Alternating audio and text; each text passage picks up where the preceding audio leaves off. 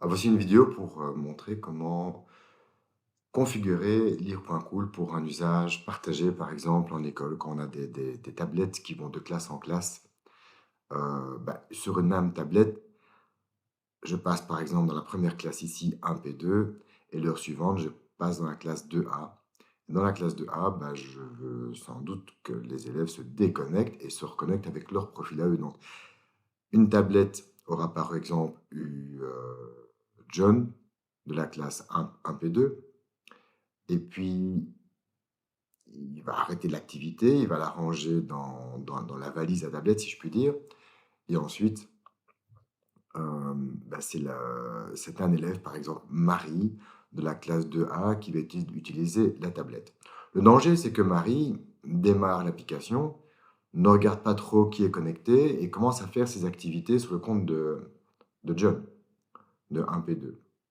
C'est le même cas si, par exemple, on a des ordinateurs fixes dans une salle informatique et que les élèves se succèdent à cette salle informatique. Je préférais qu'en deuxième heure, finalement, Marie soit obligée de se reconnecter. Eh bien, j'ai prévu une telle fonctionnalité avec ici, dans les paramètres, l'appareil partagé. Donc, je peux dire oui, ceci est un appareil partagé, ce qui va faire que l'application ne va pas démarrer avec le menu principal, mais avec l'écran de connexion.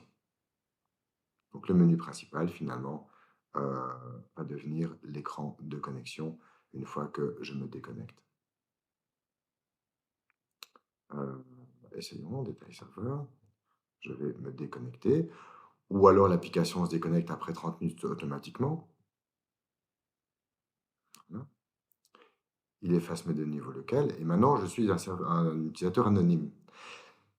Normalement, si je n'avais pas activé cette option, ici, je verrais le menu principal avec les 6 boutons et je démarrerais une activité en tant que nouvel utilisateur anonyme.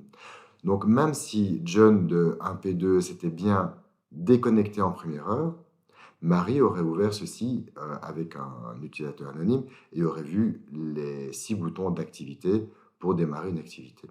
C'est pas ce que je veux. Je veux l'obliger, en fait, je veux qu'elle se souvienne qu'elle doit se connecter. Euh, Voilà, si jamais vous dites, ah ben non, justement, je veux plus cette option, vous pouvez encore la modifier ici. Regardez, vous pouvez refaire ici. Oui, non. Voilà. Donc voilà, Marie est obligée de se connecter ici avec cette option. Alors une autre option intéressante, c'est pour les classes, euh, pour l'utilisation en classe en école, c'est par exemple de ne pas proposer un test initial. Ça oblige les élèves à partir du niveau 1 partout.